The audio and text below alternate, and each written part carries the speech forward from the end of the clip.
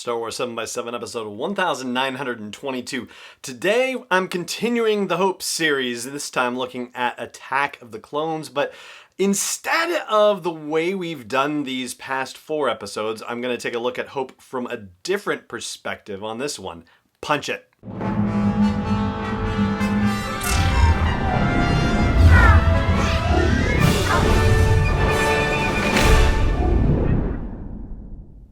Hey Rebel Rouser, I'm Alan Voivod and this is Star Wars 7x7. Thank you so much for joining me for this episode. Yes, it is episode 5 in the Hope series, and this time I'm looking at Attack of the Clones, as I said. But, here's the thing that occurred to me as I was rewatching Attack of the Clones.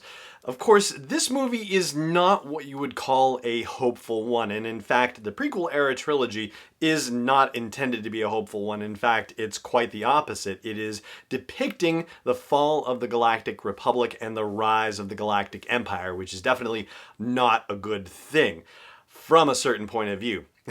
And so, partially inspired by the notion of Justin Bolger, who is the marketing manager for ILM X Lab and a huge Palpatine/Galactic Empire fan, I decided to take a look at this whole situation from the other side's perspective, because after all, hope is not necessarily limited to being a good guy emotion. It is also a bad guy emotion too. Bad guys have hopes for the world, for their own lives, and for the lives of other people too. It starts, I think, overall with Count Dooku in this movie, and yes, of course, he is a pawn, as we all know, but that being said, he's the one who expresses the major idea from the bad guy's side in this movie, and he even manages to do it in a way that you kind of think it could be a good guy thing, but it's also the most brazen telling of truth and utter and complete falsehood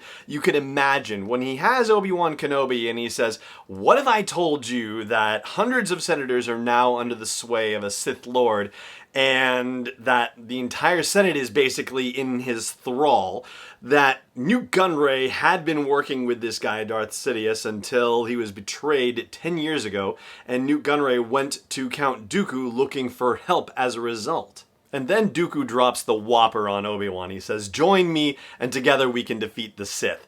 So this is the hope that Dooku is expressing, and yes, we know that this is a false hope, in the audience here, but how does Obi-Wan react to it? He, of course, says, "I'm never joining you," but whether he actually believes Dooku is another question, and it kind of brings to light a couple of things to consider about the nature of hope. First of all, how belief is a component in hope, right? If you are desiring a different outcome for, where things are in your life and your situations now, and you have an expectation that it's possible, then hope can flower.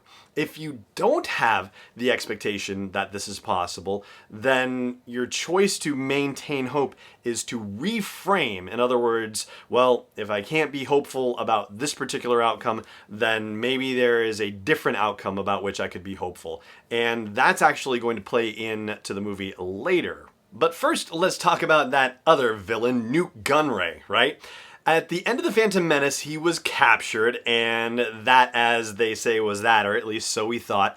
Here we are in Attack of the Clones 10 years later, and we find out from Sio Bibble, who was the governor of Naboo and part of the Royal Advisory Council, as we talked about previously. He informs everyone watching, as well as Amidala and Queen Jamila, that Nute Gunray has been put on trial 4 times and has not been convicted, and is probably the person behind these assassination attempts on Padme Amidala in the movie. So despite getting hung out to dry by Darth Sidious, Nute has managed to put up his own kind of fight and fallen in with Count Dooku, who is actually helping him hopefully achieve his own goals and aims, which include seeing Padme Amidala's head on his desk, very evocative, and pledging his support to Count Dooku if Dooku can help him in that regard. Thus, despite all the odds, he is still finding a way to keep his hopes alive, and they suffer another setback by the end of Attack of the Clones, And it seems like the bad guys are suffering a setback in general, especially when the clones show up and the Geonosians are in full retreat. Their warriors have to go hide in the catacombs, and the droid armies are trying to escape as best they can. Dooku says, give me the plans for this new ultimate weapon. I will make sure that they're safe with my master on Coruscant. And suddenly you start to go, this is not a good thing. Because the last time we saw Darth Sidious, he was on Coruscant with Darth Maul. So the fact that Count Dooku, aka Lord Tyrannus, is heading back to Coruscant to meet his master, suddenly you think to yourself, oh man, this is not good. And the hope for the bad guys becomes incredibly high when you see that final scene after Dooku gets to Coruscant. He lands in a factory in the Works District and meets up with Darth Sidious, and it turns out that everything is going according to their plan. So Nute Gunray thinks things went badly. Archduke Poggle the Lesser thinks things are going badly. That would be, of course, the Geonosian leader. Dooku makes it seem like everything is going badly, but it turns out that he is playing everyone on behalf of Darth Sidious. But whereas the Neimoidians, Nute Gunray, and so on in the Trade Federation, and the Geonosians all think that the ultimate result of the first battle of Geonosis was a bad thing, the good guys, particularly Yoda and the Jedi Council, also think that this wasn't a good thing either, but for different reasons and for clearer-eyed reasons. When Obi-Wan says, I have to admit, without the clones, it wouldn't have been a victory.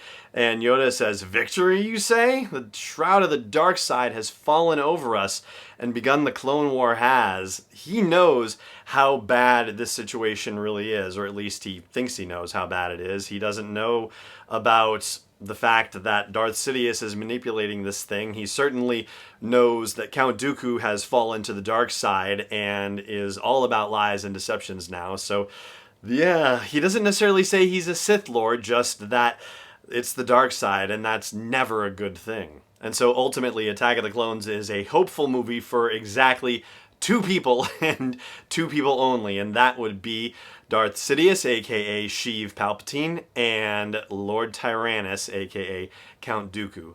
There are a couple of other notable expressions of hope that I want to call to your attention, which I will do after the break here, so stay tuned.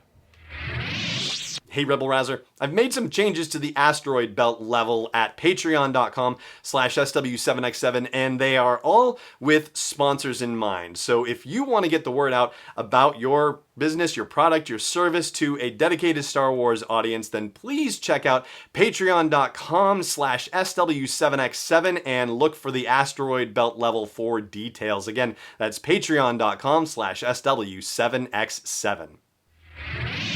Welcome back. Before I get into those last two notable mentions of hope or expressions of hope, I do want to go back to something that I mentioned before the break that I didn't yet revisit. And that was the notion of if you believe that the thing you're hoping for can't be achieved, then one of your options is to reframe your expectation, to reframe what you are going to invest your hope in. And in this particular case, the one that I was thinking of is Yoda deciding to go to Kamino and get the clones, because he ultimately realizes that he's not going to be able to avoid the fight that's about to come. And with what's going on Geonosis, well, the Jedi are going to go there, but they already know from Obi-Wan's transmission that very bad things are happening on Geonosis, and so the only way that they're going to be able to intervene in the moment is to bring the clones into the action. And you could argue that this was the wrong choice on Yoda's part, but really, talk about being in between a rock and a hard place, and if you don't know how the future is going to unfold, well, you just got to take your best shot at it, right? I mean, Mace Windu told the Chancellor previously that they were peacekeepers, not soldiers. That was when he was trying to explain why they wouldn't be able to fight a war on Naboo against the Trade Federation in The Phantom Menace. But already this separatist threat and thousands of star systems allying with this new confederacy, it's creating its own set of problems, and the Jedi are already being described as overwhelmed right at the opening crawl of this movie. So how is Yoda going to decide what the best possible solution is? I mean, Yeah, ultimately, you either, let the Republic fall to a ton of battle droids, like ones that are being built by the Techno Union in addition to the ones that are being built by the Trade Federation. It's going to overwhelm everyone. And is that a good thing, or do you need to try to defend it? Ultimately, Yoda makes the decision to bring the clones in and defend it. And yeah, I think that's an argument for the history books about how that ultimately turned out. But it isn't just that simple, because nobody realized that there was a Sith Lord manipulating the whole situation. At least not until it was too late. So yeah, there's that. And then as far as those notable expressions of hope, well, one of them has to do with the investment in the Senate. Once again, this is another situation where, as opposed to investing hope in one particular person, hope is invested more diffusely in the prequel era movies. In this particular case, it's a question about whether there's any hope that the Senate can resolve the crisis that's happening with this separatist movement. And Sio Bibble is the one who's expressing the fear that it ain't gonna work. It's Queen Jamila who says that the day we stop believing democracy can work is the day that we lose it. And so that is basically a step removed. It's not a direct expression of hope per se, but it is a direct expression of belief in the power of democracy to handle this particular situation, and therefore it is an expression of hope in a more diffuse sense. Now, there's one other grimmer one, and it has to do with the fate of Shmi Skywalker. It comes from the mouth of Klieg Lars, who ruefully tells Anakin how about a month ago she was out in the morning, Shmi was, picking mushrooms off the moisture evaporators, and the Tusken Raiders kidnapped her. They sent 30 men after them to try to get her back, but only 4 of them returned, and Klieg was gravely wounded in the attempt. And as a side note, if you've listened to the podcast for a while, you might have heard the episode I did where I talked about the number 30 and its use in the Star Wars movies. It's actually used in almost a bit of a mythological context. For example, or as a comparative, there are some interpretations of the Bible that suggest when you hear the number 40, i.e. when Moses was in the desert for 40 days and 40 nights, that the number 40 is not meant to be taken literally, that it's sort of a metaphor for being out for a long time. And the number 30 is used in Star Wars in a number of occasions where it can have sort of a mythological storytelling context, i.e. 30 rebel ships are the ones that blew up the Death Star in A New Hope.